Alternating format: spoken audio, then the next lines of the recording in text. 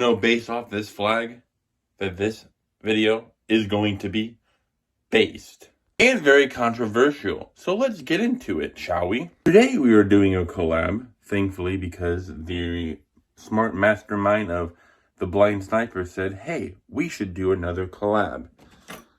Not me personally, but to a bunch of people. So what we're going to do is, we're going to be talking about our favorite, emotionally, round that we like to use the most, and the most practical round of all time, in our opinion. Now, when we talk about this, I'm going to be specifically talking about full metal jackets, even though this one right here is a soft point. I'm talking about full metal jackets.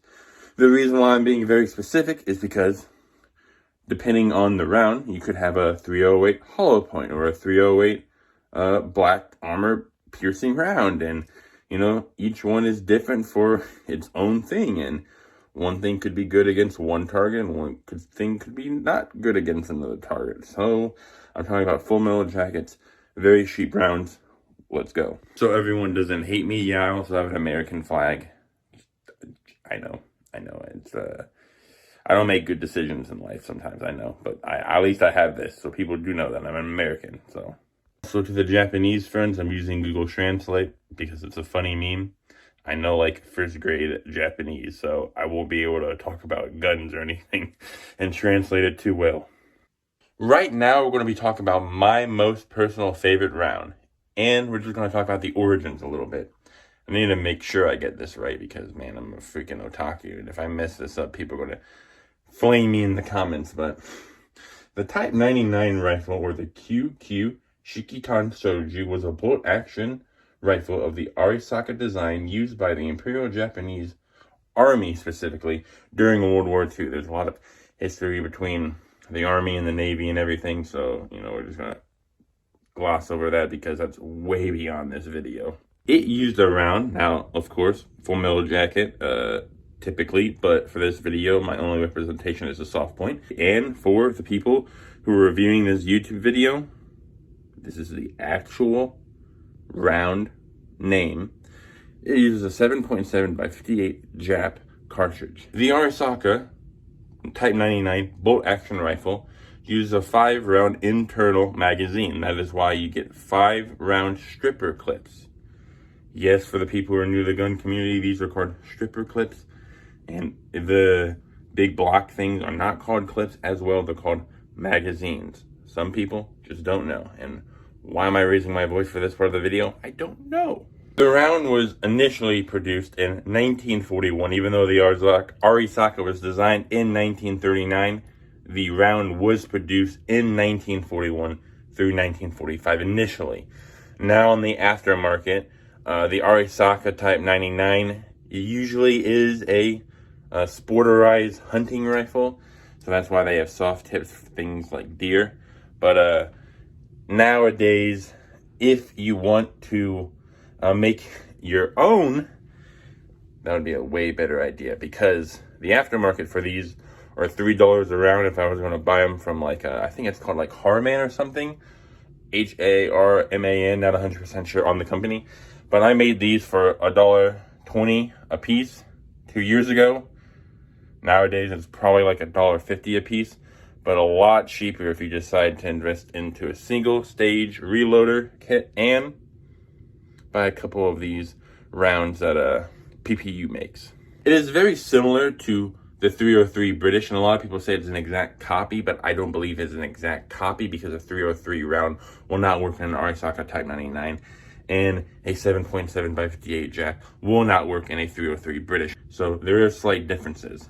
The reason why I personally like it the most, and I think it's the best, is because, well, let's go a little bit over history. In Vietnam, I don't even know if this would be a good background anymore, but I don't have a Vietnam flag, so apologize. But in Vietnam, they use the 5.56 because it's a smaller round and you can carry a lot more. So that means you can send a whole lot more lead down range. The reason why I like the 7.7 by 58 Japanese round is because I'm using Japanese or Jap either way, but the reason why I like the round the most is because, well, it's still pretty lightweight.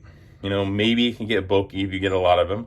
But, just look like the Rhodesian fowl. 20 rounds is a lot of rounds. So imagine sending that down range. Oh boy. Whew. Now, typically, the reason why they decided to use 5.56 is because also that smaller round has a lot of good, let's just say, area of movement. Like it can hit a couple branches without slowing down too much. From what I've researched, maybe I'm a little wrong.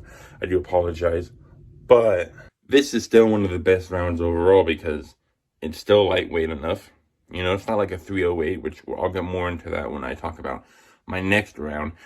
But it's not a 308. It's not super bulky and heavy. You know, these are still pretty good. Still lightweight. And I think they have slightly penetrating power than a 303 British, but I could be wrong because I haven't shot 303 British in a long time. So I'm not 100% sure. Now, I have to use this background because using my American flag would kind of be a little bit, let's just say, not good. And I don't have a Russian flag, and I am happy that I don't because, at least for the short run, that would be a lot more controversial than me having the Japanese Imperial flag. But let's talk about the 7.62 by 54R. Now, that's going to get a lot of people mad in the comments because they're going to say, why not talk about 308? Why not talk about 5.56? It's obviously the best if you live in America. Well, that is true. But there's one key difference that exceeds everything when it comes to NATO weaponry, or at least in this case, NATO rounds and non-NATO rounds. When it comes to like the Eastern Bloc rounds, or what I call everywhere else, because literally almost everywhere else uses this round, or 7.62 by 51. NATO, and they're kind of the same thing. 308 are kind of the same thing with 7.62 by 54R, like ballistic round and whatnot wise. But we're going over full metal jacket of the 7.62 by 54R because of one thing: the cost of making it. We'll talk about the Second Amendment, American flag. So imagine you have your own well-regulated militia. You can make your own in-house firearms, your own in-house ammunition, right? You have enough capital, right? But if you decide to go the American route, right, NATO rounds, it might cost you a little extra and you might have to get a couple loans, but let's just say you eventually pay it off. Well, as a businessman, I know sometimes you have to start out with what you can get, okay? And making AKs is a lot cheaper than making ARs, okay? ARs are easy to build, okay? To make one in-house, very long and convoluted. Like my best friend says, not my best friend, but at least best friend online says, he says, imagine being 1/100 of a millimeter off on the buffer tube of an AR. You're a little off on an AK, and you can just slam it together. Just saying. So since the 7.62 by 54R is a lot cheaper, that's why I think it's the best out of everything. Now let me say this right now. Because it's cheaper, that's why I say it's the most practical round. Now, practical best round. If we're going over the best rounds, I did explain it a little bit, because I say it takes a lot more manufacturing, and, you know, spending more money doesn't always equivalent to it being better. But NATO rounds are better. 308 is better. 5.56 is better, except when it comes to the cost. There's a lot less tooling involved. It's a lot more simple. And that's why the 7.62 by 54R is the best, because it's very cheap. If you look at the ballistic capabilities, they're equivalent to a 308 and 7.62 by 51 NATO. Maybe a little bit better ballistically. But sure, the 308 and 7.62 by 51 NATO is a lot more accurate. But the 7.62 by 54R is way cheaper to make. Imagine this. Would you rather pay $1 a round and have 100,000 rounds for your militia, or have 50,000 rounds because you got to spend $2 a round? I'm just saying. Like, if you look at it that way, you know, having more rounds is a quality of its own. That's not the best doctrine to have, but that's the doctrine that the Soviet Union had. They said, well, if we have 10 times more bodies to throw out the problem, That's the quality all of its own. Imagine sending 100,000 missiles. I'm just saying. Across the world and to other countries, that's a whole different bargain. That's a whole different quality all on its own. Even these brass ones are still cheaper than like 308 rounds. I think my friend said 308 rounds at the time of recording this. This is like Father's Day. So I think it's like July, I think 12th or 13th. No, it's July 19th of 2023. And right now, he told me last week that 308 rounds were like $1.58 to $1.78 a round. These, now of course, I bought these 3 weeks ago, so there's a little bit of a difference. But these were $1.23. Even brass-made ones were $1.23. Crazy. Since it's been around the longest. And they're very cheap to make. Even brass is very cheap to make. It is used everywhere else. I really need to drink water. But since it's used everywhere else, and we can still use it in the U.S. for Mosins, SVDs, or NPSLs, right?